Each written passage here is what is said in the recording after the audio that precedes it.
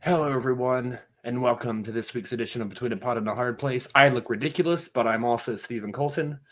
And I don't look ridiculous, and I'm Chris Kirkpatrick. So, yeah, a couple of things. I wanted to wear this around Christmas because it's one of the Christmas gifts I got. My mom said, "It's Batman." Oh Um, gosh. Oh but gosh. she says the picture was different than what's on here. But, well, I mean, who knows? Either I way, thought your mom was I thought your mom was cool, Steven. I I thought your think mom was she. cool. I mean, when you buy things online, sometimes they get categorized or whatever. Right. I don't know what happened, but I'm also wearing a mask. I don't want to get a computer virus. No, that was a lame joke. I don't know why I made it, but I did. That really is terrible. It really But is terrible. I did a thing. And people are used to seeing me with a huge beard, but I decided yesterday to shave. I didn't really intend on shaving the whole thing, but I got to the point where it was so thick and crazy. I was like, I don't want to sit here for 14 hours. I was shaving at like 3 or 4 o'clock yesterday afternoon, and if I had kept going, I would have been late to the podcast. I would have still been trying to trim it up. Right. So, and I'm also going to take this off because it's a little tease strip show, as we talked about off the air here. So if you want to donate dollars to PayPal, no, I'm just kidding. Put it on. Put it on. Pay me money to put clothes on. Right. Yeah, we have a fun show tonight. Yeah. I actually watched Naomi. I didn't want to exactly because not that I didn't want to, but I watched the first 10, 15 minutes of it when it came on, and I was like, I don't know, I'll watch this later. And then so many people were talking about it. I was like, okay, fine, I'll go ahead and watch it. Not bad, but we'll get more into that. I feel like this has been the week where I've been coercing you to watch things you may this, not have otherwise. So, and that water is very cold. I left a case of water at my car for the last 2 or 3 days. And for a lot of people that don't know, we've been going through this big winter storm right now, and it's all up and down the East Coast from parts of Georgia all the way up to New Hampshire or something. It's crazy. Yeah. Here at my house, I think I measured earlier, and I wanted to throw something up here real quick. The first time ever on this show, earlier in the day, we recorded a clip. Let's check it out. All right, so this morning here, Asheville, North Carolina, we're going to measure how much snow we have. Because as you can see, there's quite a bit. So we're just going to flip this around here.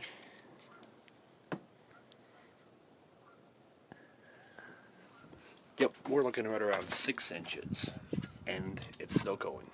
So, yeah, this is okay. Yeah, that's good enough to get the point. Now that was right before 10 o'clock this morning, and okay, it got a lot more, later on. So it's still coming down. Yeah, I mean it's been going on and off all day. But I think last time I looked, it was around. I was going to do another video, do updates throughout the day, and then have them all, and then throughout the show, let's see how much snow we had at 10 p.m. But I was like, no, once is enough because I didn't want to keep going back outside. But yeah, it's probably around 8 or 9 inches here, and then other parts of this area, or up to 10 inches. And some parts, like an hour away, got a foot of snow, and some areas got more. It's better than the original prediction of, I think they said 12 to 24 inches or something ridiculous like that.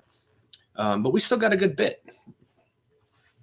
Yeah, you've been shut down at work, right? Yeah, I didn't go today at all. And a manager of mine, I should have saved that picture and put it on the show here tonight. Sent me a text message because I sent one like, hey, yeah, I'm not coming, and they were like, oh, we didn't expect you to be here anyway. I was like, yeah, I just wanted to make sure, communicate a little bit. And then they showed me a picture of the runway, and it was covered. And there was nothing going in or out right now. So I literally would have been doing nothing, and I would have been stuck there. That's if I would have gotten out. On the plus side of that scenario, I would have gotten a hotel room for free. So it would have been nice to be able to be in that hotel room going we're live from the hotel. And it would be one of those shows. Well, if I know that you were going to measure your snow, I would have gone out and recorded my weather report, and I could have gotten a measuring tape and measured the snow here in California for you. Do they have negative inches on a ruler? I think so. I could just push it right down into the grass, and because because our weather right now, I was outside today in my short sleeve polo and in a pair of shorts. So Nice. it's hard to argue with California weather. Corey, from a moment ago, just the curtain match the drapes. Church ladies are watching. So tonight's episode, yeah, the dark side is, we'll just call it the dark side. That's all we need to know. Right. That was more disturbing than I thought it was going to sound. But yeah, we've got a lot to talk about. It's been a fun couple of weeks, and last week we had our discussion about Superman and Lois before the season premiere, and the premiere happened, and that was a good. I liked it. Maybe not as impactful as some of the other episodes from the first season, but it was still good, and we'll get into that tonight a little bit. We're going back to all of our group posts, and there's quite a few. Go ahead and get right into that, I guess. Yeah, because we've got Superman and Lois, we've got Naomi, we've got to talk a little bit about Daredevil, maybe a little bit of a lot of different stuff. So and Eternals, yeah. Yeah. This one I posted. So yeah, I look at my great post that I made, everybody, that I stole from somebody else. Rough week of work, between a pot and a hard place. Rough week of work. I don't remember what the original meme said, but now it says this. That's all we need to know. I can totally relate to that too. Except for this week, I just didn't really have a long week of work. I may not go back to work until Thursday because I'm off Tuesdays and Wednesdays anyway. Oh wow! So if I miss tomorrow, which I probably will, with like 8 inches of snow outside and it's still cold and coming down a little bit, don't think I'm going to make it by 10 a.m. So, catching up during my breaks. Now, this was a post from a few days ago, but I liked. It was weird to see this, like see us on someone else's screen. Right. And one thing I forgot to do real quick. There we go. We're on the right side again. All right. Yeah, I don't know why I forgot to do that. I wish it would be an automatic thing, but you have to manually do it before we go live. There we go. I like seeing it swap though in the middle of the show. It is pretty cool. Yeah.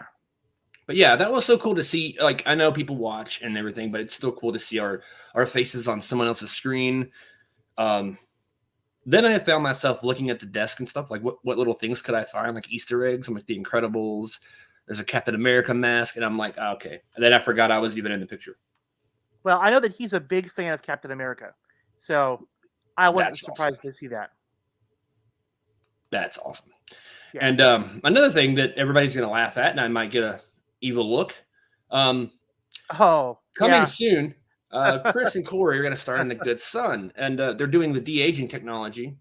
But no, we joked around here on the show a bunch of times where all the times Chris has tortured Corey in the past, and so they're going to make a movie about it. All the time, all the time. Just once. You make me sound like I'm some cruel, mean, heartless, sadistic brother or something. But see, the trick to this movie is you don't really know which one is the evil one. I know. You'd have to know which one of those faces is Macaulay Culkin. Well, I mean, I could tell someone. I could tell everyone. But we won't go there. We'll let you figure out. Go Google Good Son poster if you want. All I'm saying is if you had to look at those two faces and guess who has the face of evil, I think we all know who that would be. Yeah. I mean, we really, and especially since evil has many faces, it does. Is more centered underneath one particular face. And we've got a comment. Yes. Oh, okay. I thought it might have been Corey. Good evening. Good evening. Hey. I expected Corey to pop in on that picture. Because that was pretty funny. And the reason I made that is because you said in a comment or something like, you make me sound like a demented child. And I was like, that's a good idea. Right. And then I made that immediately after. Right. I'd become a meme. Yeah. I think it's pretty funny. Yeah. All right. So, okay, moving on to which one? Okay, here we go. This one I thought was kind of funny. Yeah. As soon as he puts the sleeve back down, we realized what a terrible mistake.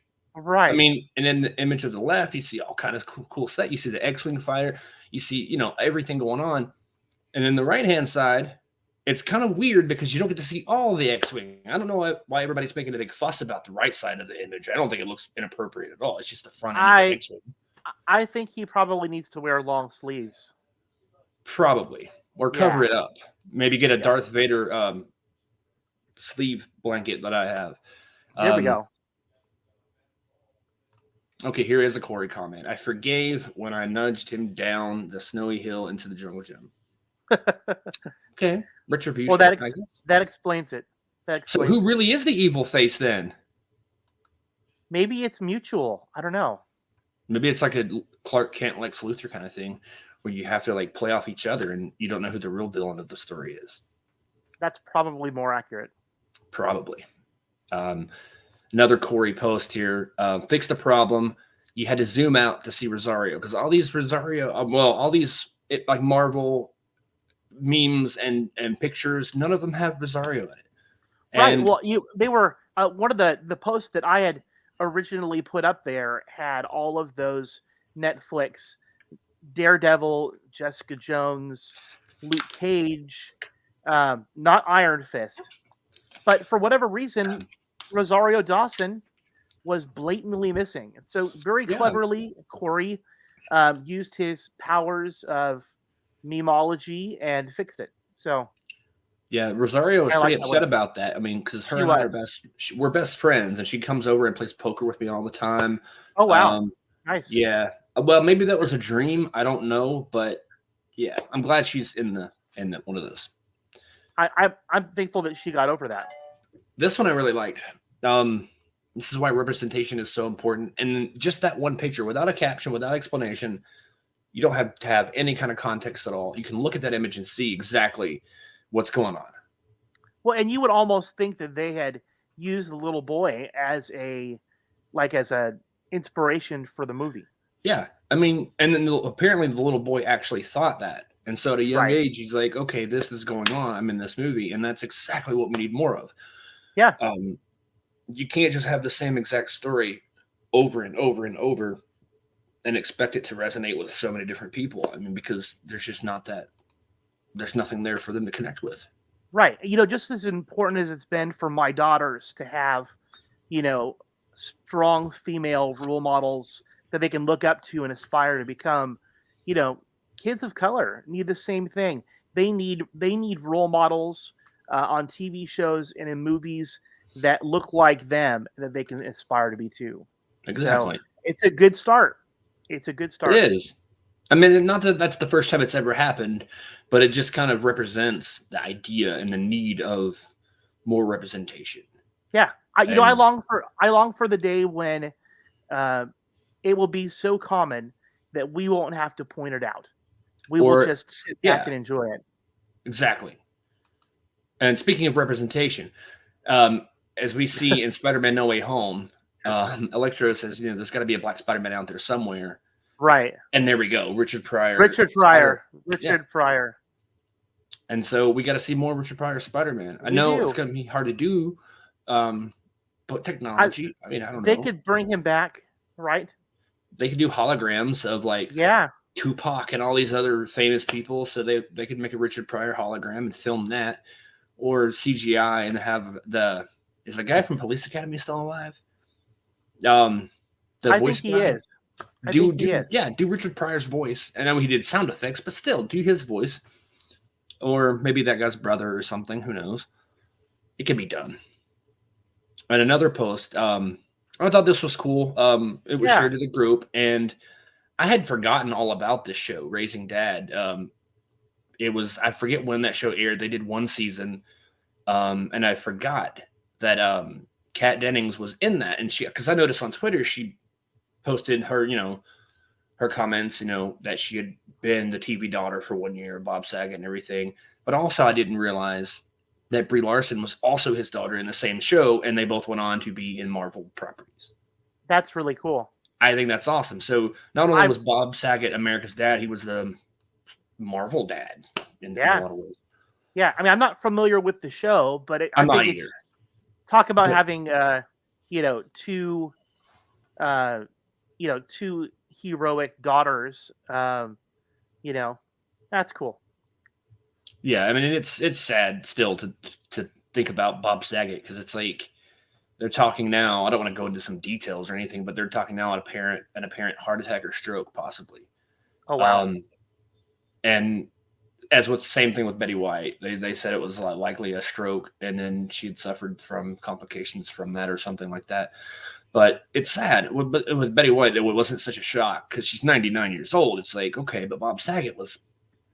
It's hard to think about. No, I mean, I think that when people have been dealing or struggling with a health issue for a long time, when they pass, you go, that kind of makes sense. But he had literally just done a show that night, right? He was in the middle of either like some kind of tour. Yeah. When like in his hotel room, he dies, and it's just crazy that you can be here 1 minute and then poof, gone the next. Exactly. And it's kind of funny. I mean, not funny, but like thinking about how he was the host of America's Funniest Home Videos. He introduced us to, I mean, it probably wasn't his idea. He didn't invent the show, but I mean, home videos have been a thing forever. And that was really the dad of YouTube, because without that show, I don't think YouTube would have been as big of a hit eventually, maybe. But it was the interesting part is that, he was on, wait, what was my point there? I kind of got derailed on that one. Home videos. I really don't know where I was going with that one. I'll piggyback off of it though.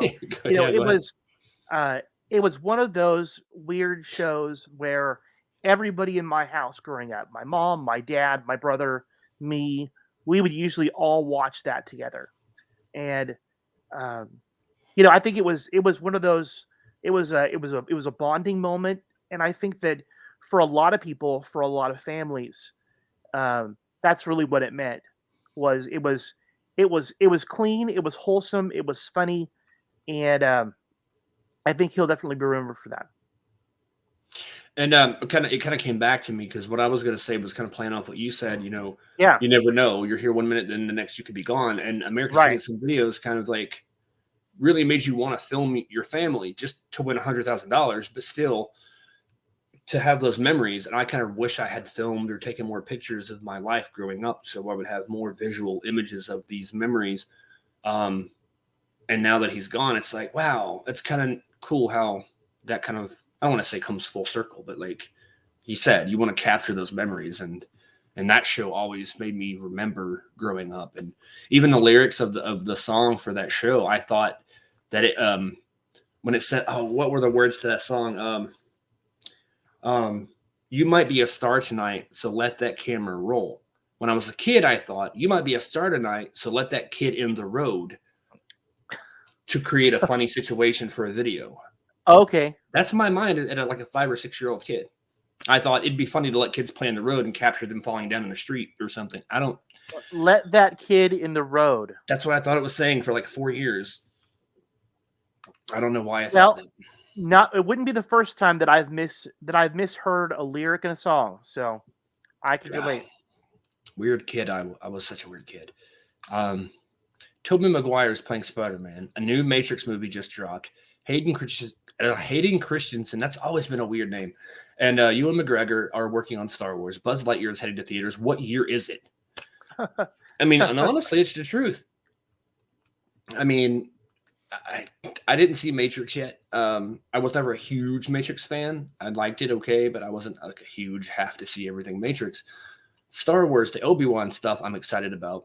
Well, and we're not even talking about Boba Fett or Cobra Kai, right? So yeah. I think the point here is this is sort of the heyday of of nostalgia, right? They're selling us our childhood or remakes of it.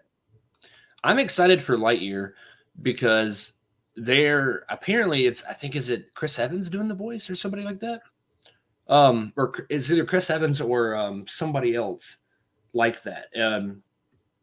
Why am I thinking Chris Evans? I don't think it's him, but maybe I don't know. Either way, I was reading an article about why they didn't just get Tim Allen to voice Buzz Lightyear, right? Because in this show, movie, whatever this is, it's the story of Buzz Lightyear as if he were real.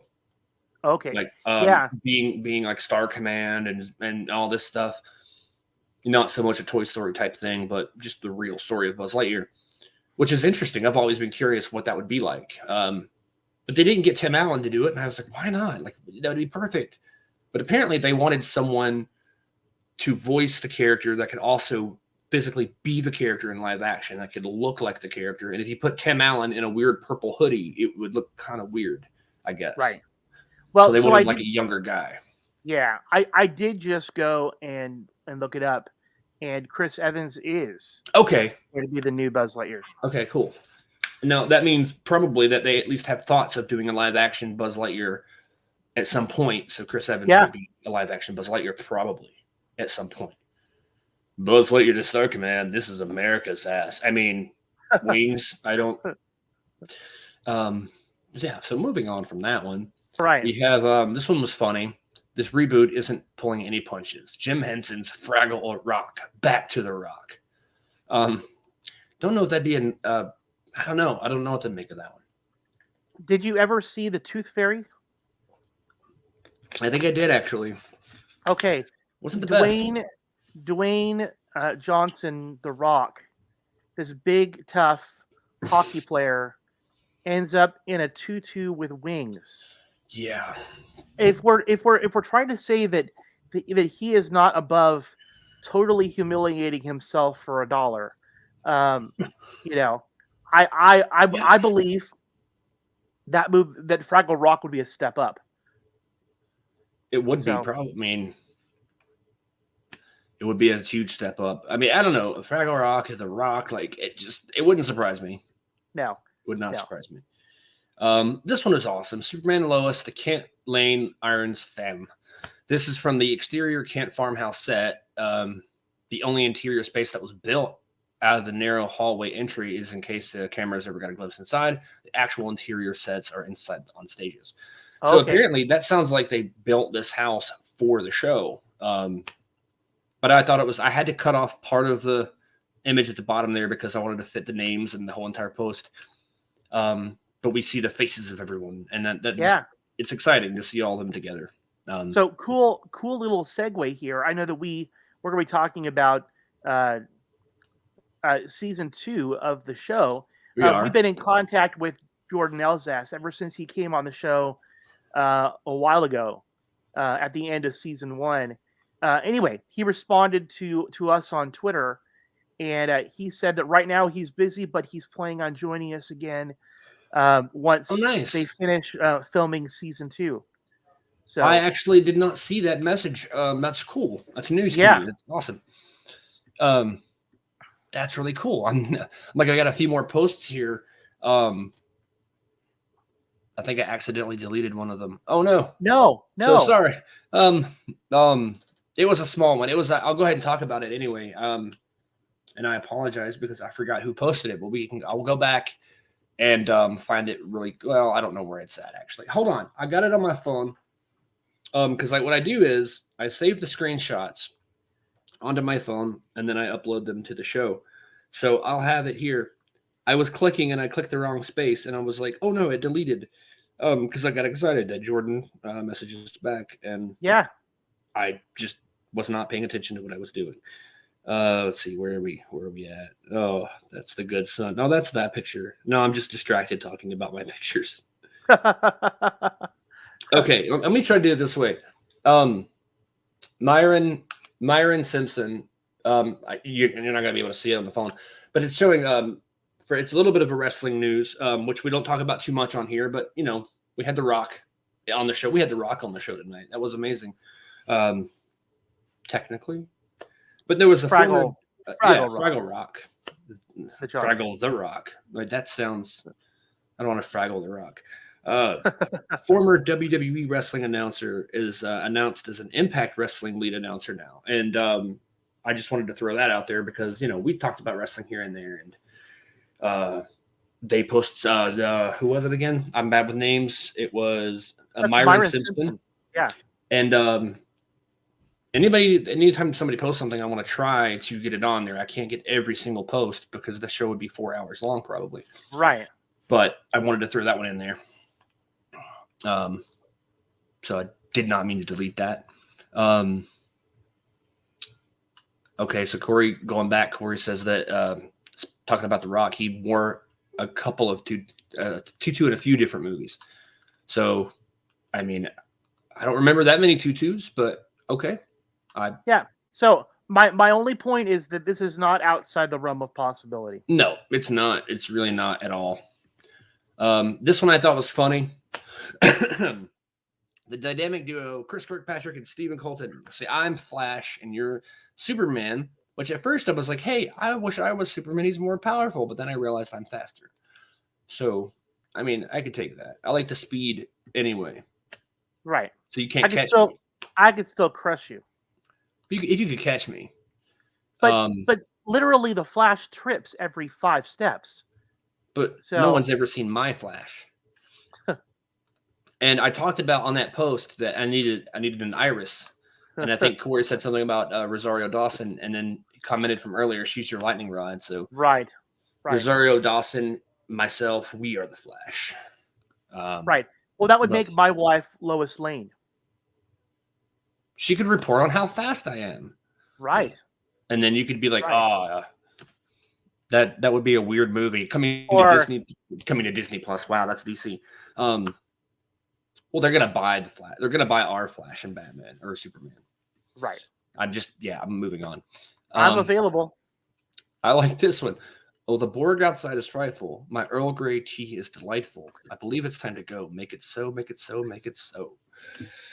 Almost. You have to sing it too, though. That's the problem. Yeah, I can't. For me, I can't sing and meme. I don't know. It's weird. Oh, the Borg outside is frightful. My Earl Grey tea is delightful. I believe it's time to go. Make it so, make it so, make it so. That's illogical. Illogical. It's totally logical. I don't know why I made a Spock joke from The Next Generation, because that's a completely different series, but hey, it's close enough. Yeah. At least I didn't say Yoda's voice and get them mixed up like some people do. I feel bad for singing, though. I think we're going to lose at least 5 subscribers from that one. Oh, we just got a message from Jordan Elsass. Never mind, coming on. No, Jordan. No, I take it all back. Okay, you just saying, okay, just kidding, winky face. Okay, all right. So geek.net, which is a page apparently on that has joined our group, which is awesome. Yeah. An image of the new Batgirl from the new Batgirl series that's coming out, I believe, or a film. I don't know if it's a film or a series, but I believe it's a series. And it looks pretty cool, I think. And it's going to be interesting to see where they go with that. Because I think that I heard, was it Michael Keaton or somebody like that's supposed to be there? It's supposed to tie in somehow. And so that's kind of exciting. And we're getting closer to talking about a couple different things. Naomi, which we're going to talk about in just a few minutes, I guess. And then we're also Eternals. Just wanted to throw those up there really quick because that's our main topics of tonight. And so, yeah, Eternals, I watched it throughout the day. It took me more than 2.5 hours because I paused it, took a break, walked around. At first, it was kind of boring. I was like, oh, no, what is this? Who is this? Not because it was bad, but because I didn't know who they were, and I had to pay close attention to learn. And then they played a Pink Floyd song. I was like, that's interesting. I've never seen a Pink Floyd song in like a superhero type thing. This is cool. And I began to pay more attention. And it was pretty good. I mean, overall, I didn't care a lot about it because, like I said, I don't know the characters or the story or anything. So I was watching it fresh with no expectations, I guess. Yeah, I walked into it like you did. I was not familiar about the Eternals from the comic books. So they've been around for a while. I guess Jack Kirby created them back in 1976. So they're older than I am. So that's like dirt. So they've been around a while. I think that what we see here is it really is like a creation story for the entire Marvel universe. Yeah. Right. I mean, we thought the Infinity Stones were like the very beginning of things, but the origins of this go back before even the Infinity Stones. Yeah, it's like the Eternals were the very first beings or creatures with any kind of powers or any sort of mission. And it was really cool. I don't know the names of all the characters, but I really liked the dude that just punched. Yeah, Because like everybody else had these crazy, like they could fly, they could do this and this. He's just like, and I'm like, that's cool. I like that. He has to run up yeah, on him and then just punch him. right. So you're talking about Gilgamesh, right? Okay, yeah, So yeah. Gilgamesh was played by Don Lee. He seemed to be like a really faithful kind of guy. He was very dependable.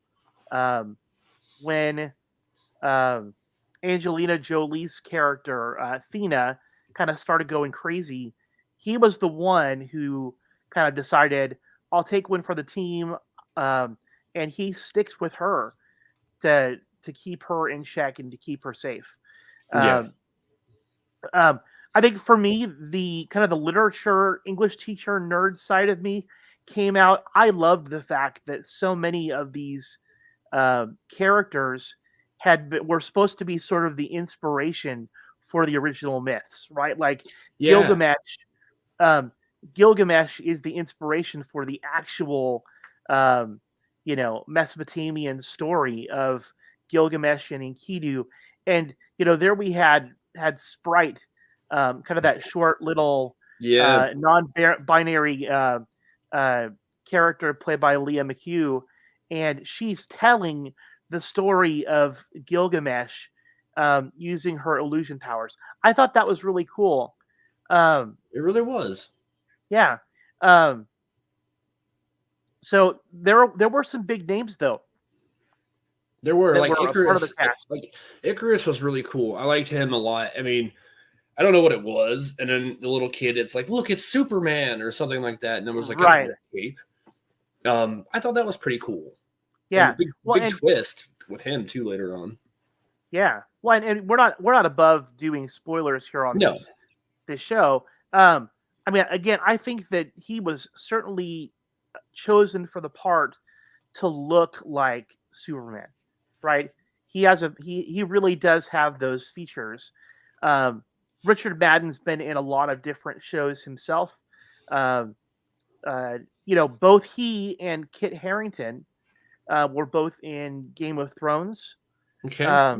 So I knew both of those characters, really, really well. Richard Madden had also been in Rocket Man, that biopic nice. about Yeah. Elton John. And so, Okay. I was really glad to see him. And then, again, Kit Harrington, I've been a big Game of Thrones fan. One of the interesting things here is that here on their cast page, they don't have his name down, like his character name. Underneath it, it says Black Knight.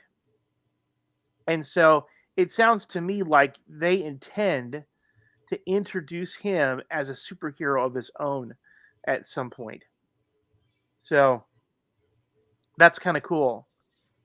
Yeah, I mean, overall, I really enjoyed it. I'm not gonna say I loved it absolutely. I think the app that Jay and Todd told us about, what was it? I always forget the name of that app. Oh gosh, what is the name of that thing? It's gonna drive me crazy. I get so distracted. Letterboxed. Yes. Yes. I've been watching a few movies over the last couple of days, and that was one of them, of course. And I put that on there. I gave it like a 3 out of 5 star rating, I think, which I think, to be fair, it wasn't like the best thing ever because it was kind of a slower pace. And if you knew the characters, you probably could have gotten a lot more into the movie. If I saw Spider-Man slinging in, I'm like, ooh. But overall, without knowing the characters, I still loved how each one of them had a different ability and were able to do different things. And the idea that we find out, spoilers, that they're all basically robots that were created. I thought that was kind of a cool twist, which I already knew that going in because someone else had said it. And I was like, oh. And then Icarus turning pretty much on everybody. Or maybe not turning, but he's doing what he thought he had to do. He thought he was doing the good thing. And I guess that's what all villains do. Even Thanos was like, I think it's good to kill half the people in the world or in the universe because that's what we need to do. And it was it was a good story. Yeah. It really was. It probably could have been a little shorter and still told the same story. I don't think it needed to be 2.5 hours, but I enjoyed it pretty much overall. Yeah. I think they were really working to make something that felt very epic, right? Yeah. They were really trying to connect it to different regions, to make connections with history. They were really trying to show how long they've been involved in this process, and that was interesting. I think the fight scenes were awesome. The fights were pretty cool. Yeah. So, yeah, that is an interesting connection. Yeah. As far as between the two of them. And she even pulls out Excalibur at one point. It's like, this is Excalibur. I was like, holy crap. Right. So I did love the historical references of like actual things. Like Icarus was a real person. King Arthur was real. Which some of these things might be loosely based on real people. I don't know. I wasn't around back then, but I really doubt Thor was a real person and all these other myths and stuff. But still, it was really cool to see that connection. Like this one person, they're like 7,000 years old, so they've lived through all these different times and done all these different things and have been all these different people. But the idea that the original, the characters themselves, the myths that we might be familiar with from antiquity, were essentially based off of them. For me, that was pretty awesome. Other characters in the movie that made appearances, Selma Hayek. Yeah, she was the main one, right? She was the first one that died. Yeah. She was the prime eternal, and she ends up being the first one that gets knocked off by Icarus. Yeah. Of course, he lies and tells everybody that like she was killed and he tried to help and all this stuff, but turns out he killed her all along. Two other characters that I really liked. There was Kumali Najani, who was Kingo. Mm-hmm. We get the introduction to his character where he's doing that Bollywood dance. Yeah, I love that. I love that. The Bollywood thing. I thought it was kind of funny, kind of cool. It was pretty funny. The idea that, go ahead. I was just gonna say, I love how he found a way to explain his existence through thousands of years. Like, no, that's my great grandfather. That's my grandfather. Right. That's my father. That's me. They're all different people. Right. I loved that. It was. Yeah. It was great. I think the other part that I thought was really cool is Lauren Ridloff. She was Makari. Mm-hmm. She was the speedster of the team. And one of the things interesting about her is that she's deaf. Yeah. That was cool. So, I've noticed that. Like a lot of these shows and stuff now are having the movies are having actual deaf actors come in and play these parts. Yeah. And that's great. So I thought that was a neat thing for them to do with that character. The Corey says the camera guy was hilarious. And I'm trying to remember. I don't remember all the characters. He was the valet. Yeah. The camera guy. Yeah. So he was pretty funny. That was Harish Patel. He played Karen. He keeps pulling out different cameras, like keeps trashing them. He's like, "Oh, how many cameras do you have?" One more. Right. Oh, he was pretty funny. I thought that was. The one thing I want to talk about is that I think one of the reasons why they had created the Celestials had created the Eternals to never change or to evolve was it would keep them from making connections with people, right? If you never age, if you never change, if you never evolve, that it keeps you separated. And you notice that there were some people who had a really hard time embracing humanity. They lived among them, but they weren't one of them. And but there were certain people who did, right? They really blended in. Like for example, Gemma Chan plays Circe. I would consider her to be one of the main characters of the movie, and her relationship with Kit Harrington, I think that kind of grounded her. There's a reason why she wanted to save the Earth, because the man she loves lives there, right? The same kind of thing with the guy who played Festus, Brian Tyree Henry. He had a son and a husband or a boyfriend. I'm not really sure exactly their relationship there. The person he was in love with. It actually, when you look at the list here, it's listed as Festus' husband. So they were married. So both of them had a reason to want to save the earth, and that was because despite all of their programming and everything else and their memories being wiped, they had built a connection with the world. So I thought that was a really neat thing. And I think they had enough comic relief moments that wasn't really too heavy. Like earlier I think it was it earlier halfway through they were running, and then like they keep jumping over the wall or fence or whatever and running up the side, and the dude tries to jump, he's like, nope, taking the stairs or whatever. That was hilarious.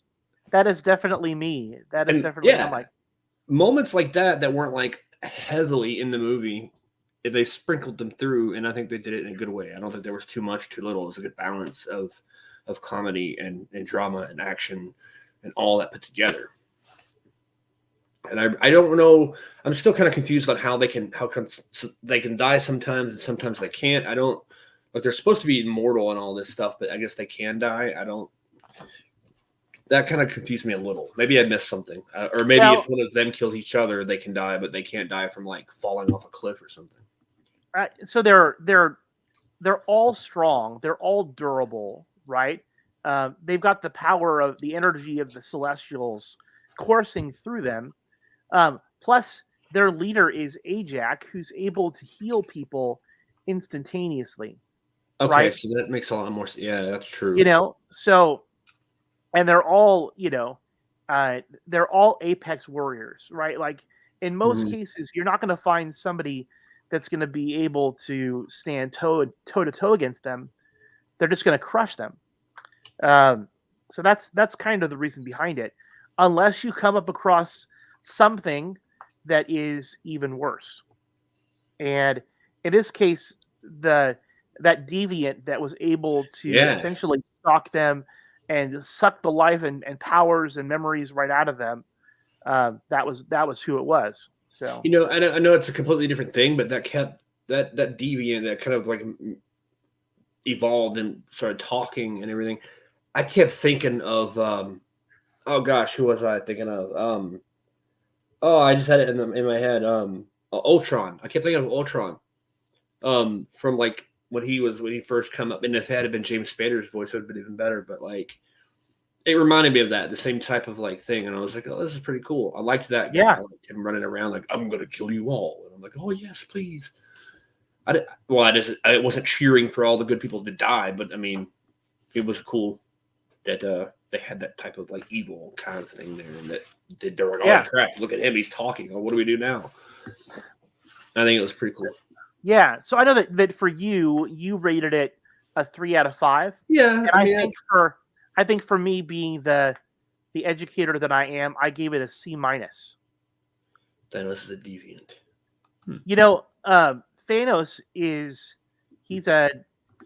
I believe that he's actually he's a Titan, but it's sort of like I think Thanos is sort of a hybrid deviant eternal.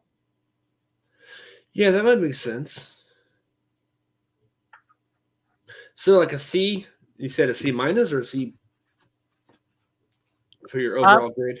I gave it a C-. Okay. I enjoyed it. I like it. I appreciate it. I think it has some great moments. It's a beautiful movie, and I mean, I think the fights and action are fantastic. Great, yeah. I think my quibbles come down to I think sometimes an issue of pacing. That sometimes it just felt every bit the 2.5 hours. Eternal born on Titan with a deviant gene. That just about sums it up, I think. And I like too how they had a lot of references to the MCU. I know it's part of the MCU, but still they were like Thanos and and the Blip and Avengers, Tony Stark, Captain America. Like they were name dropping these characters, and I was like, that's pretty cool. Because if they just went on their story alone without any other connection, people would be like, huh? And then now that they actually have a connection, they're like, oh, they knew about this guy and this guy. I'm still mad they weren't able to help. I know a lot of people were like, where were they in Endgame? And then they addressed that in the movie. They're like, we couldn't interfere in human evolution. I was like, how would that have made any difference? I mean, like at the end, they kind of came back and won it anyway, but like Tony Stark wouldn't have had to die. Maybe Peter Parker would have been blipped and making the whole Spider-Man universe like 5 years older than all the other kids. And it could have been a lot different, but I don't know how that would have hurt anything for them to help. But they didn't help, so I guess you can't change time because it doesn't work like Back to the Future, just like Hulk tells us.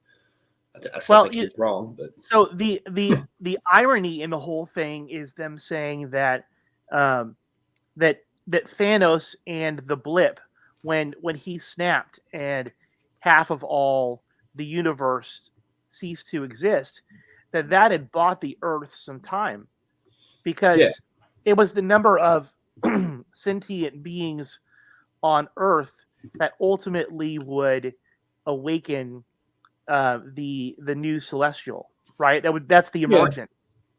Could an Eternal have been blipped, or the celestial on the Earth been snapped? I don't think they could have been blipped. I think they probably could have snapped the new celestial from existence. Maybe. Yeah. I don't know. Like, I don't know if they were blipped because, like, I'm not to say that they couldn't be, but I think they were talking about how they could interfere during all that. So it makes you think they were around to see it happen. So they probably didn't get dusted. I know. I would have thought that if they could be blipped, they would have, right? For as big as their team is, or at least half of them. Yeah, the fact that they didn't, I think that's kind of telling. Yeah, I think so. So yeah, overall, I think we kind of agreed on the score. I did more of a number based. You did like a letter grade, so it was like C minus and 3.3 out of 5 was kind of around the same. Well, 3 out of 5 would be like 60%, so maybe that's a little bit lower than a C, but still, I mean, it's roughly the same. Yeah, I would watch it again. It could be better. It could be, and I hated how they like. They didn't hate how they ended it, but like, I made sure after the main movie was finished to like, okay, fast forward, end credits, yay, fast forward, post credits. And those scenes were pretty good. I didn't really get a lot of it because it was like, again, I'm not too familiar with the characters, so I'm not really sure why this moment is so important, but it was still cool. Yeah. All right. So what's next? I guess next we're gonna talk a little bit about Naomi because we don't want to pass it up. It's a new show. Right. We still want to talk about Superman and Lois a little bit, but Naomi, I mean, I watched it earlier today. I didn't rewatch the entire show because I was watching it as it aired, and then I had to fast forward through the on the CW app to kind of get where I was. And so I watched probably like 10, 15 minutes over again and then watched the rest. The show ended on such a weird, not a weird note. It was like a cliffhanger, like, oh, this is what's happening. Tune in next time to find out the next part of the story, whatever. But I was like, you never really found out exactly what happened with Superman. Which was it? I'm sitting here thinking, is it really Superman? Probably not, because in that world, Superman doesn't really exist. He's a comic book character. And she's like the biggest Superman fan. And it kind of reminded me of us. We're here talking about that show, and she's online talking about Superman. And I'm just like, right. Wow. It would be like if we were, if we were to become superheroes, right? That would be awesome. It would be awesome, but how completely unlikely. And I think that is kind of the thing. Everybody knows that Naomi loves Superman, so it's just ironic. I think even. Was it Zumbato or was it D who had pointed it out how it was interesting that she has an affinity for Superman? I can't remember which one of them it was because you really don't know what's going on yet with her. she sees this like stunt and like, why was the stunt even done? I guess the guy D, I guess, told her, oh, I did it because I wanted publicity for my shop and all this. Then later on, he's like, I didn't really do it. It wasn't really me. It's like, who did it and why? Like, why did they want to have it was either like a hologram or a guy in a suit, like being flown around. I'm like, at first I thought, could this really be Superman? I was like, no, because he's a comic book. He doesn't exist here. And it was just, it's weird and confusing already because I don't know what her powers are supposed to be. I've never heard of the character before today. Well, not before today, but before like the last couple of weeks. Right. And so I'm kind of interested to see what she can do, why it's important. And I know it has something to do with her eyes because like she wears the glasses because of the degenerative eye disease that she has to wear the glasses to help from the deterioration and all this and that. I don't know why I had to close my eyes to talk about that. But I think that's going to have a part in something. I'm getting like, I don't know the character. I'm sure like the secrets are out there because if anybody knows the character, they can go like, oh no, she has this power. Right. But I don't know. Yeah. I wasn't familiar with Naomi at all prior to going and watching the first episode. But I know that I think that what seems obvious is that she has the same type of vision abilities that Superman has, right? The ability to kind of either zoom in on something or I'm sure it will become a lot like she can see through objects. Like X-rays. See, I didn't know that, and I could tell just by looking at the stuff going on in the show. Like the glasses thing was like emphasized so much. They were like, your eyes. I'm like, she's gonna have some eye powers. Right. But what's weird? So what's weird to me though is that Superman or Clark Kent wears glasses intentionally by choice to hide his ability or to hide his identity. Whereas Naomi wore glasses because her parents told her it was to correct her vision. And to me, that was really weird because she knows that the glasses don't help her out at all. They make it worse. Yeah, they sometimes make it worse, yeah. Which makes me wonder whether her parents, Jennifer and Greg McDuffie,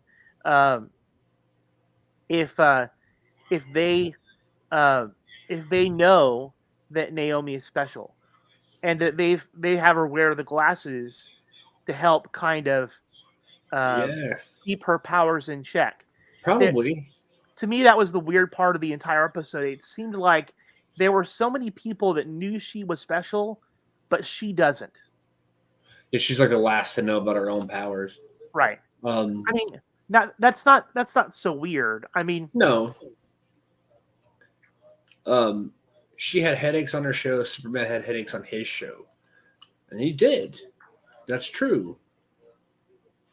It was an odd correlation in both shows. I don't know if it was. Do you think it was a coincidence that they did that? Like, I mean, it's the same night too. Same night, talking about Superman, similarities in both episodes. Like, I don't know if that was like such a coincidence. They probably were like, "This is funny. Let's put this together." Now those shows cross over. Will it be like, some magic, like Indian in the cupboard almost, where like a little toy comes to life, and maybe like the comic book comes to life, and there he is, a Superman. Like, what's happening? Like, I don't know. I don't know. Yeah, I think that Corey and I went out and had lunch earlier today, and we had talked about Naomi, and one of the things that he had mentioned was that the effect that both of them seem to have of the headaches, the pain, the blackouts, was a lot like what we saw when there was that alternate Earth Alice from Batwoman. Yeah. Came across. And so it really makes you wonder about whether or not, and we're already talking about Superman and Lois, but it makes you wonder if there's alternate versions of the same character. And Corey points out that in the comics, Superman mentors Naomi. So this could tie in. It could be a thing. I wonder what if Naomi is the Earth Prime version of John Henry Irons' daughter? Maybe. What if? Because like she just got to Smallville on the farm, and they're living there now. And then as soon as she arrives, this new girl pops up. It's Naomi. Oh, my headaches, my headaches, my headaches.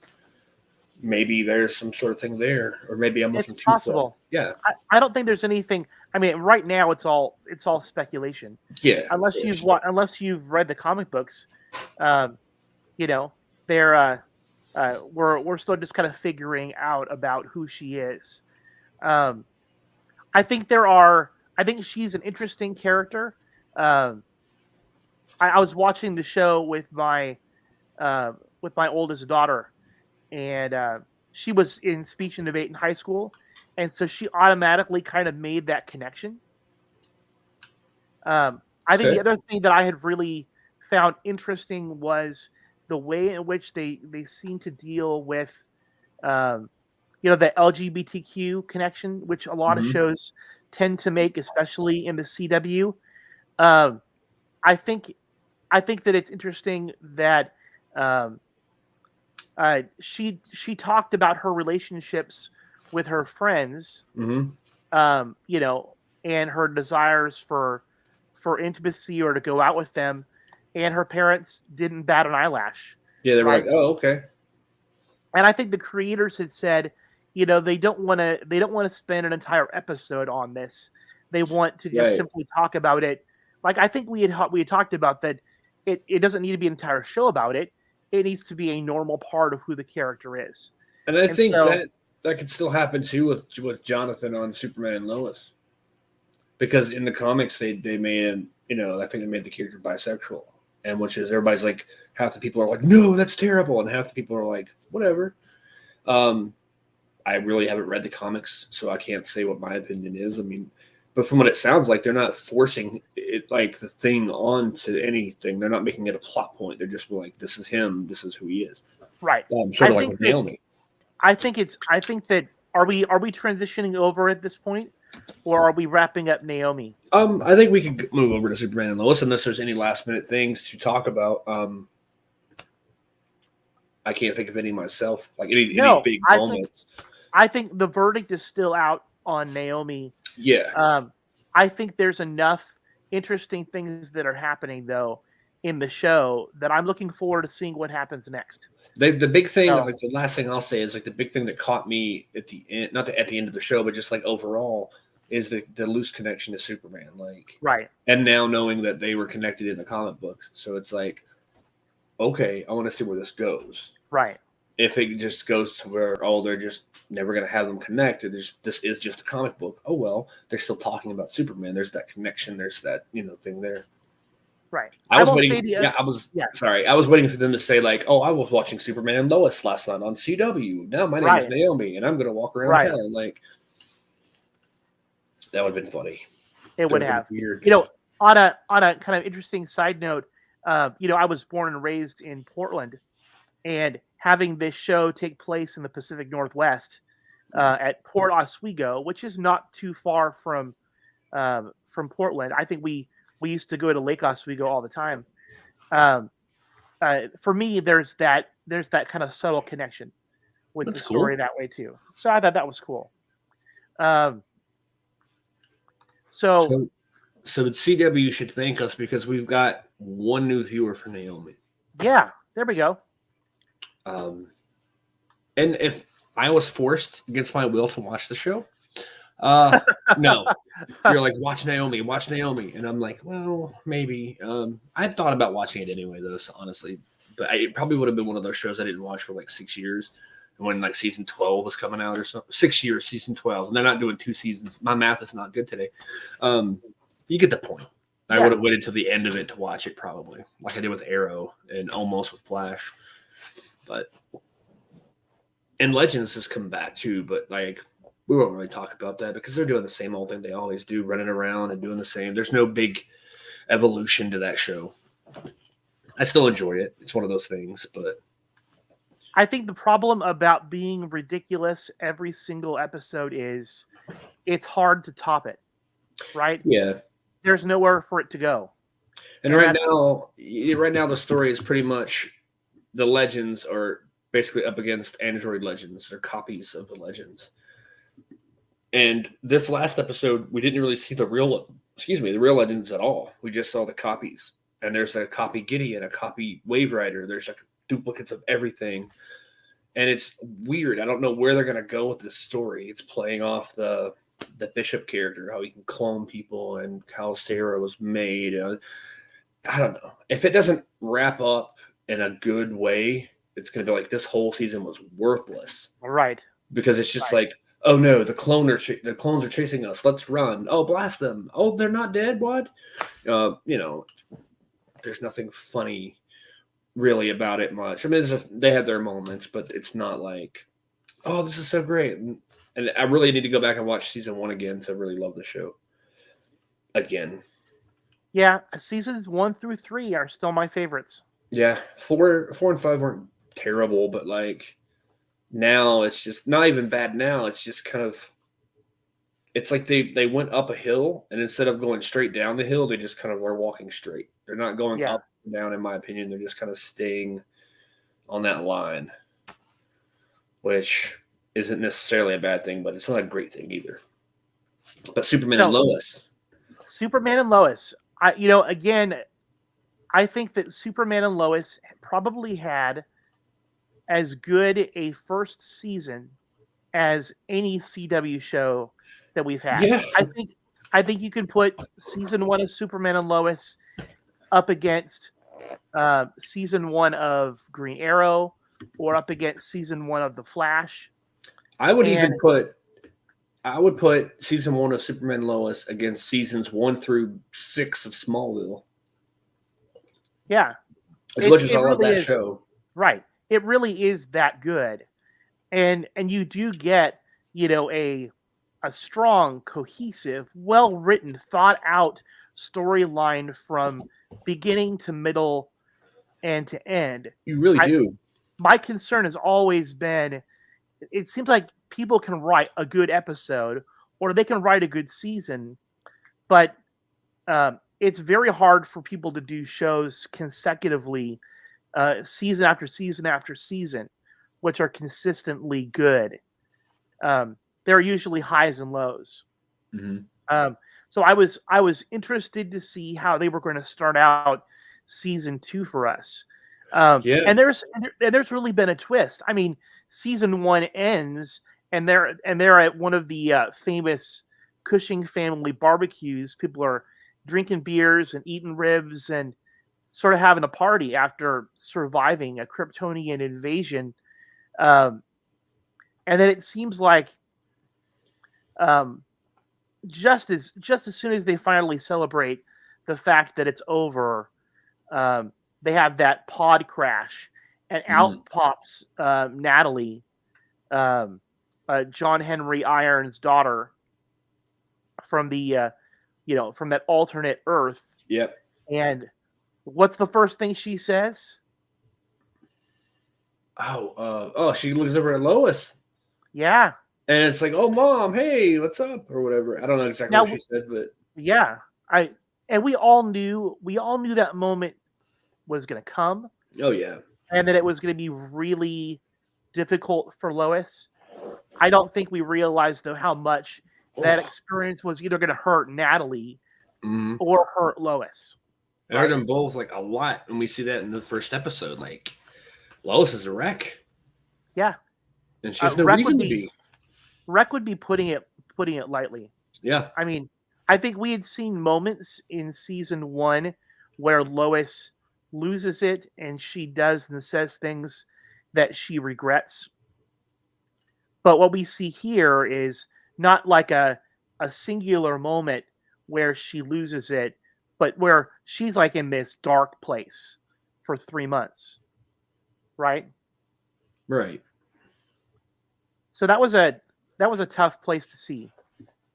Another opinion that we have both kind of shared is like what I love about is how they weave bits of all the other shows without depending on those shows. Superman and Lois absolutely stands on its own and makes new thresholds, and that's what makes it so great.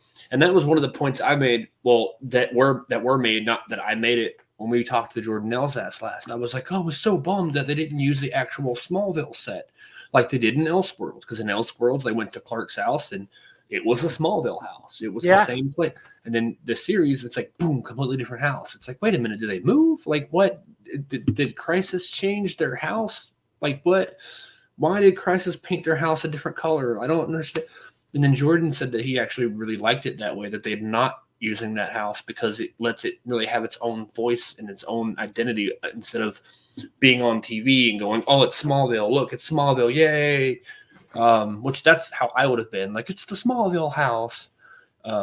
And I couldn't unsee Smallville. I would just see Smallville. Like, here's Lana and Clark on the Smallville house, and like, so it's good that they used a completely different set. So you couldn't connect the two together. You forget it's Smallville, like the town itself. That's true. You think it's like Pittsburgh or something. You don't know because it doesn't have really any connection to the old show, which is good. I think what Clemente is kind of mentioning too is this idea that they're not really relying on a lot of cameos. Right. I mean, yes, we have David Ramsey, John Diggle's character, who has popped in once and just let us know that they're existing on Earth Prime in the same kind of time frame as the other shows.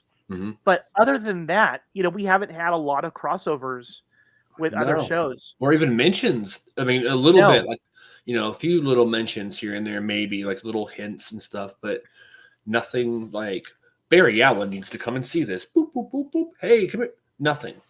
Right. Corey and I, we had talked about the complete absence even of Supergirl. Yeah. Right? I would have thought that with a global crisis of Kryptonian invasion, that Supergirl might show up. Or that Morgan Edge would have went to her house and been like, Clark, I will kill her if you don't come. Like, right. Something. That would have been connected somehow.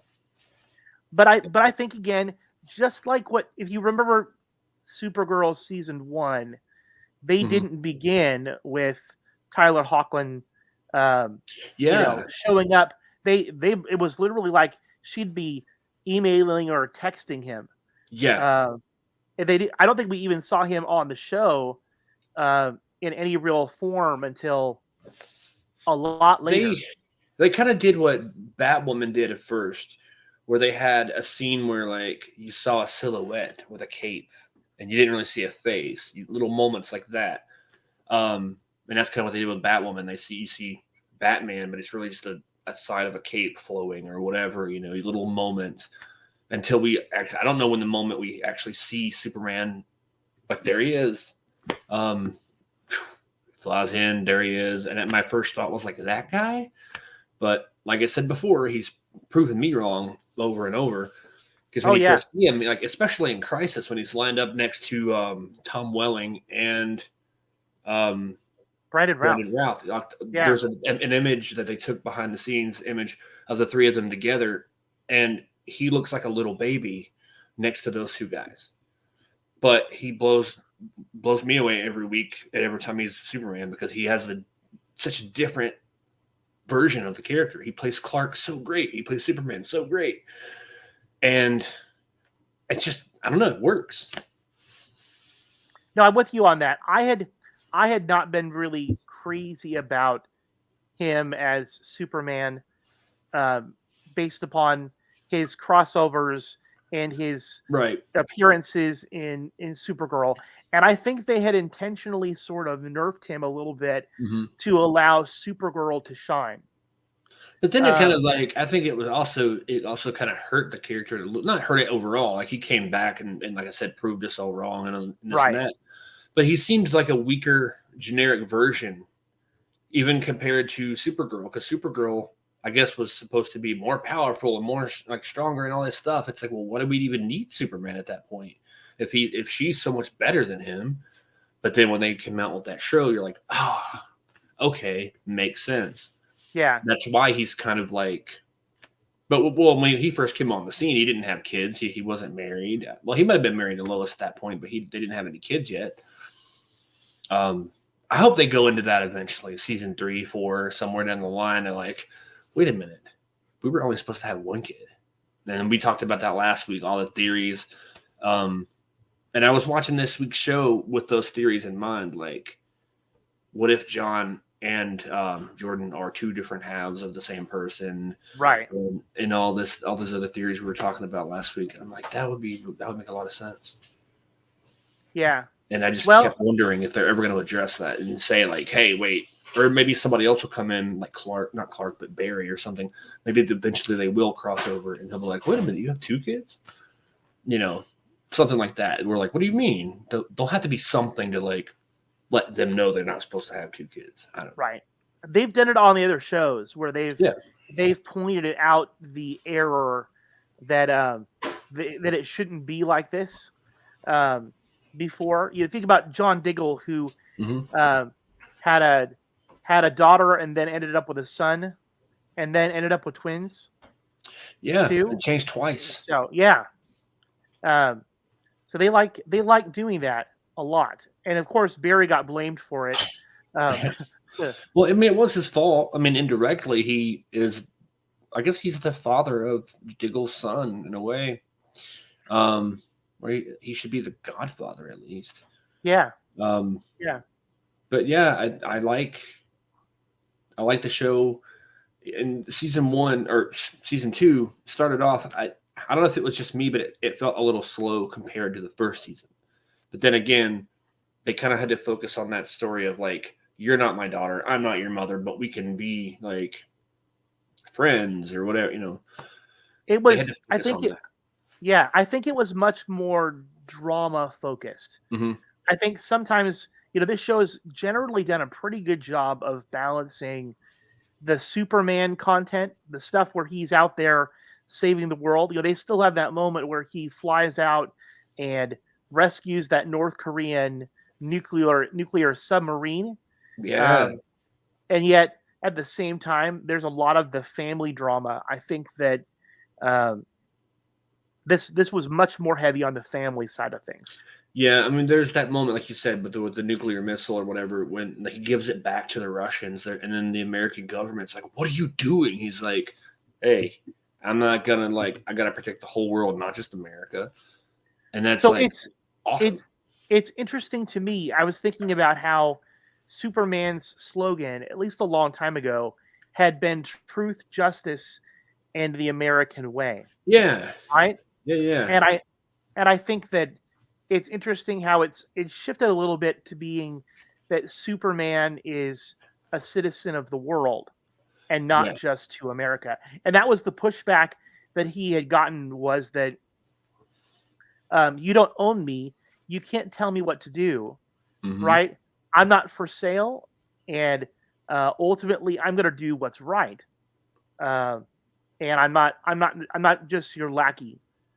For you to summon or to command when you want to. Until they're like, oh yeah, well, we have 2 copies of you, basically. That was I was like, where did these people come from? That was a weird thing. I'm like, all of a sudden you see not only that, out of the woodwork. They have the Superman's shield on their chest, and he's like, he's gonna sue them for, like, copyright infringement, basically. He's like, that's mine, you can't use it. He's like, well, the world could have more than one Superman. He just, like, walks away at him like, you just stole my symbol. Like, give it back. I'd be really mad about that. But he just stands there like, what am I supposed to do? Like, well, everybody assumes that the S on his chest is just the letter S for Superman. Mm-hmm. But it's really like the family crest of the House of L. Yeah. And so it's not just like copyright infringement where they're stealing something and using it for themselves, but it is almost like they're stealing his heritage or stealing his identity. Right. It's the same as well, I don't want to say it's the same as, like, it's kind of like a white person claiming to be some other ethnic, lineage or something like that. It's like a story. And that's what I love about this show too, is they have these ideas. Now, I could be looking too far into this, but they have these ideas like that of stories that are told in a different way, like things like that. And it's like, how dare you kind of, like, appropriate my thing for your reasonings or your reasons or whatever. And I think that's an interesting way to do it. And it's like, okay, I'm excited to see where it goes. Like, who these people are. Are they robots? What are they? Who's behind it? Yeah. Is Lex Luthor pulling the strings? Is he going to show up at all? I really hope they have Lex in this season, or maybe not this season, but at some point in the show, he has to have like a big time, like overall bad guy. Can't just be General Zod or like some other thing, Has to be. And we know who the big bad is. I mean, that's already been the very last scene of the episode showed us that what's causing all the earthquakes in Smallville is Doomsday. And you know what happens, right? Whenever they trot out Doomsday, what comes with that? Superman dies. Yeah. But see, that's the interesting thing too, because I wonder how much has changed from Crisis, because in the beginning of Crisis, they were in Argo City about to have, or they had just had Jonathan, he was a baby, and they were like, oh yeah, la la la la la, and then Lois was like, you fought Doomsday, so that has already happened, but he's in the core of the earth. And that's kind of in Smallville's version, they did the same story. I think it was season 8. At the end of season 8, Clark takes Doomsday down to the earth and buries him under like all this tunnel of explosions, and they basically bury him in the earth. And that's kind of what they did, and I think in some of the comics, and what they're doing now, it seems like. And so that's cool that he's kind of coming back out now to have round 2. And is this when we get Supergirl to come in and help? Or is this when Lex Luthor comes in with a remote control, like beep, boop, boop, boop? I don't, I'm waiting on something to happen. Right. But Doomsday is interesting because, like, he can't just beat him alone. He dies. So, I mean, what are you going to see Jordan go like, Dad, I'll help, and then have half the power? Or, is Jonathan going to get powers? Are they going to hold hands and unite? Just like Corey said a few minutes ago, Wonder Twins activate. Right. Well, it's interesting that we see that scene where he's trying to do something special for Sarah, who just came back from summer camp, and he lights all of those candles using heat vision, which he does quite well. Yeah, he's right. Just there's like 100 candles at least.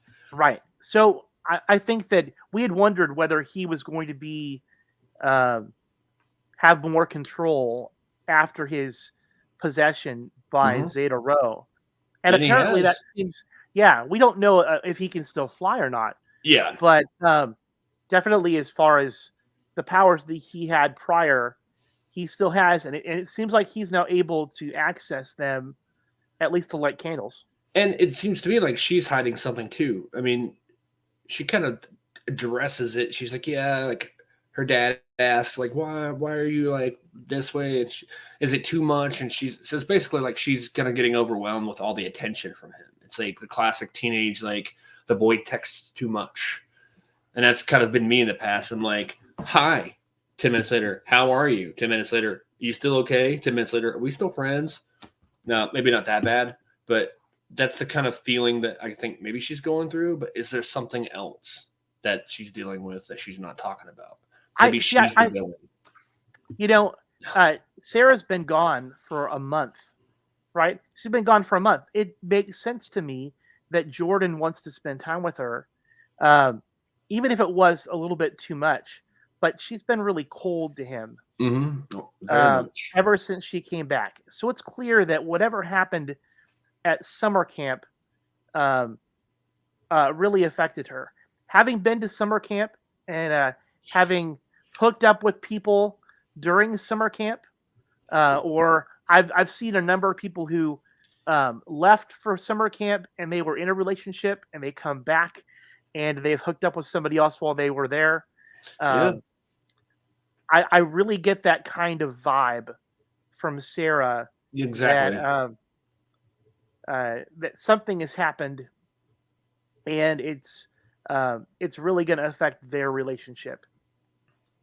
It definitely. And then they kind of trick you with the synopsis of the episode. It said something like, a secret could tear Jordan and Sarah apart. I'm just like, oh, what are they going to do? And it's just like, I have reservations about how I feel. And that's the big secret. And then like, really? Right. I thought it was going to be like, she could fly or something. Like, or he tells her about his powers or something, but it kind of like teased it.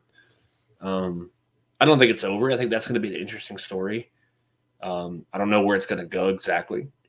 And Jonathan really hasn't had much going on this episode yet.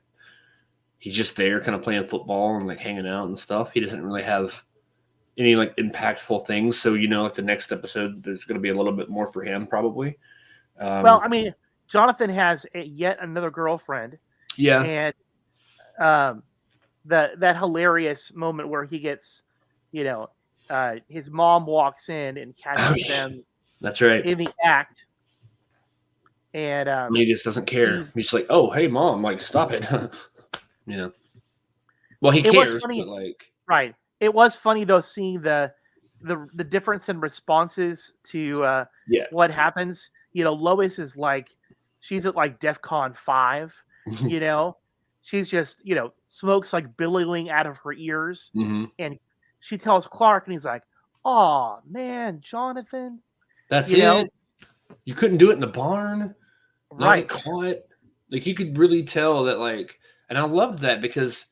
Even though that scene of him getting caught by Lois is really just a tool to have Lois and Clark arguing, it was still cool because it's like Clark had this idea of like, well, that's not a big deal. He probably shouldn't have done it, but I mean, like, what am I supposed to do about it? Well, you love how Lois flipped it on him.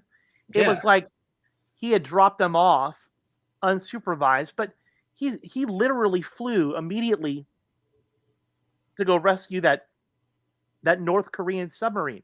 Yeah. What he was supposed to do. Oh, I'm not going to go rescue the sub.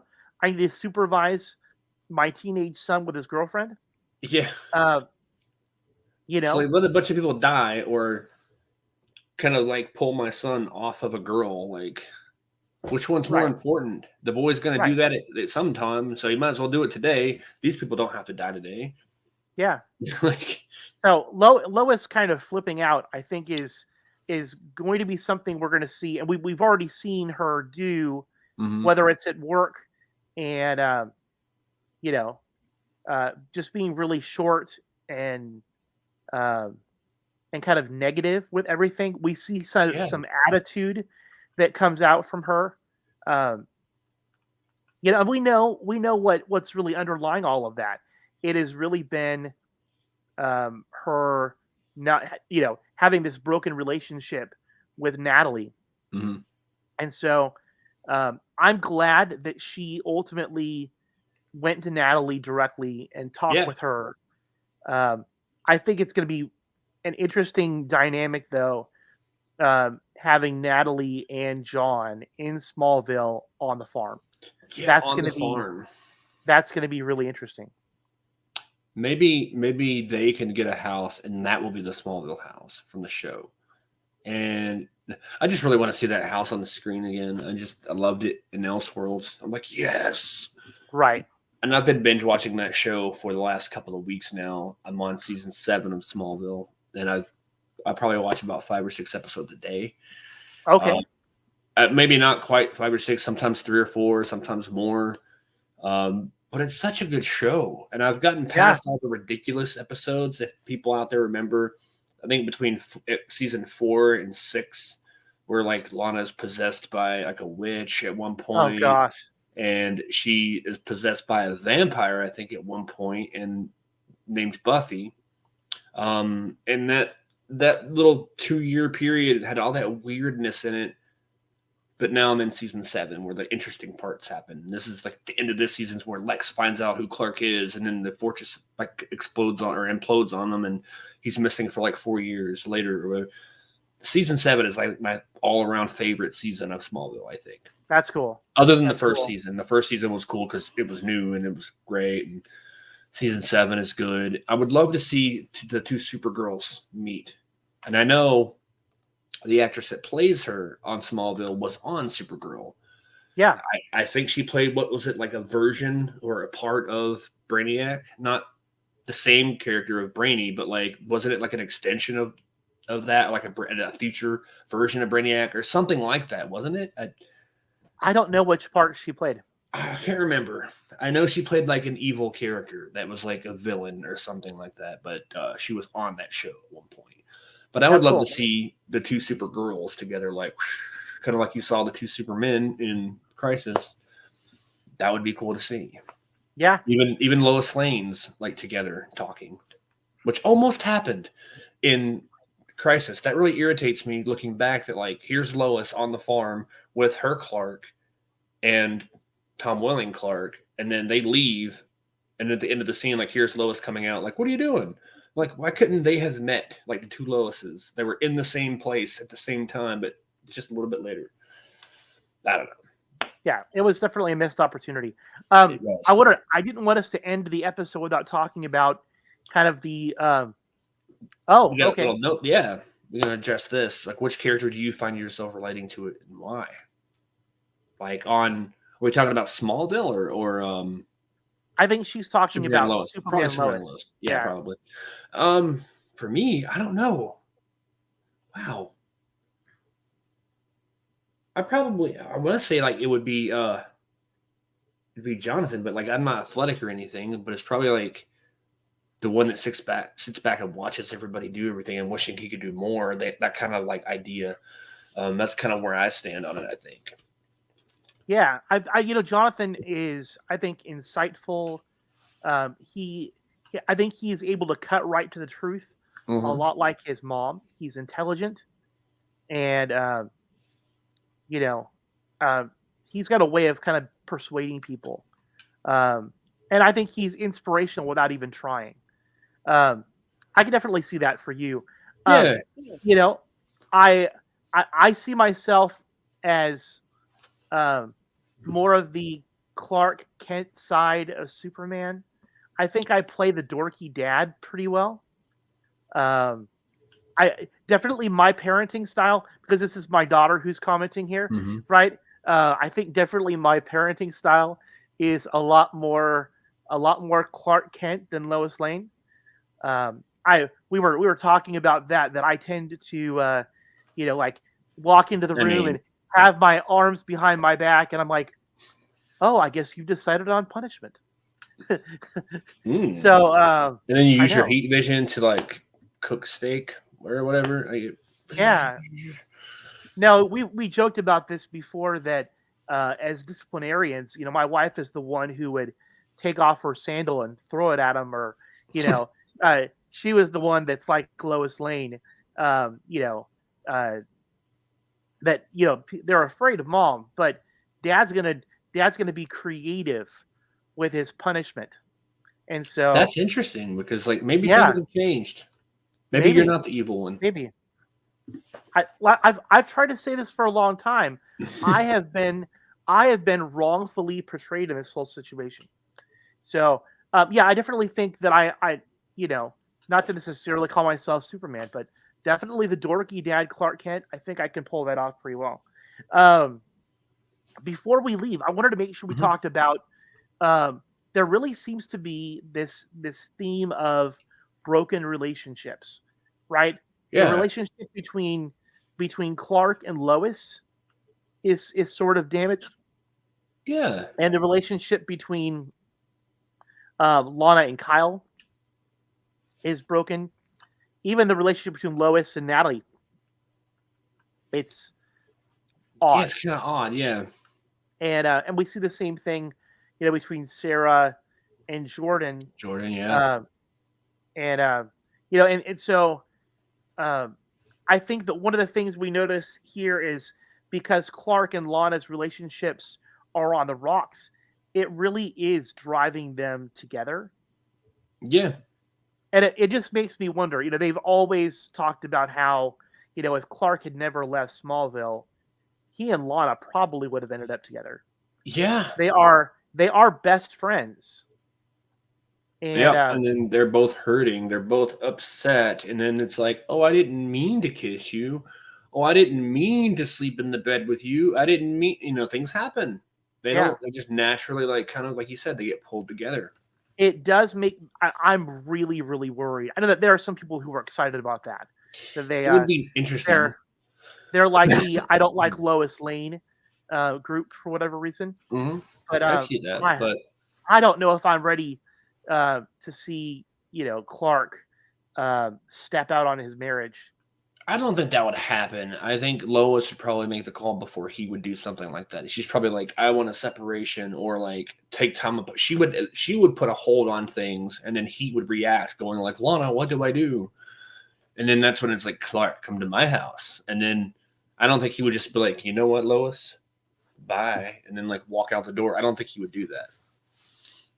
No matter what happened, I don't think he would be the one to step out and do that. Not that Lois would, but I'm just saying like she would be the first to say like, this is too much for me. We need to stop for a while. Right. But yeah. Corey says don't make him make a list of all the torturing things. And as far as Superman, you just need some glasses to be Clark. You need to get some glasses. Pop the lenses out too if you want. You just like put some frames on and be like, hey, like and maybe I've got my Harry Potter. I've got my Harry Potter glasses. I could pop those on right now. Secrets, Chris. How long did you date Jill before she saw you in the blue spandex and red underwear? I mean, I swept her off her feet in more ways than one. She flew away, literally. Yeah. Can you read my mind? We are the Superman. We are the Superman. Oh, a phrase I hope I never hear again. Oh my goodness. Yeah, you're my lightning rod. You're my Kryptonian signal beacon. I'm trying to think of what he would say instead of lightning rod, but I don't know what he would say. Like, you're my fortress of solitude. Yellow tights, no spandex. Now we're just going off on like what your character would look like. I know. Yeah, I don't know. I'm not gonna let Vicky make my outfit. I think. Yeah, you can be like swoop in, save a kid. Like cool costume. Thanks, my wife made it. My daughter made it. Or my daughter made it. Yeah. Right. Sorry, I got like all this stuff mixed up, and then it's that time of the show where I ramble anyway. I know. Well, I think that's probably a good point for us to go ahead and call it a night. We've covered everything. Oh, sorry, I already clicked on that one. Yeah, I thought that was a new one. But yeah, we covered a lot today. We've covered all these Eternals, different shows. We covered Naomi. We covered Superman and Lois. We didn't cover our social media handles, which is we didn't. There we go. And you'll see these again as the show closes out. But facebook.com/betweenapodandahardplace @podandhardplace. You can follow Mark Guggenheim, who's our good friend at @mguggenheim.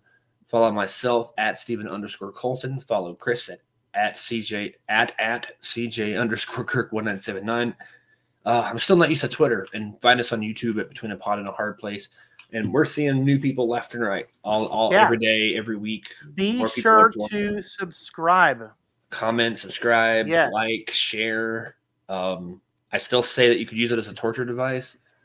If you want to torture somebody, if you can't sleep, go ahead and just go right to YouTube and Between a Pod and a Hard Place, and just play the playlist, and you'll go right to sleep. Oh yeah. I mean, I do that actually sometimes. Not listening to us, but I'll put on a podcast. I know that was more of a joke, but like still, I put on podcasts and hearing people just talk, even no matter what they're talking about, but just hearing people talk, it kind of is soothing when you're trying to go to sleep. So that combined with us being as boring and terrible as we are, then you'll go to sleep pretty quick. You can put away the melatonin and put away all this sleeping aids. You don't need that. Just turn on Between a Pod and a Hard Place, and you'll be out before the end of the show. I think that was probably the worst pitch for people watching the show as possible. But well, that's for all the people that don't like this kind of stuff. For everybody else, this is the most exciting thing. You'll never fall asleep. You'll actually be more stimulated watching the show than you would be if you drink 8 pots of coffee. Right. We are like the 5-hour energy of podcasts. We are your lightning rod. Yes.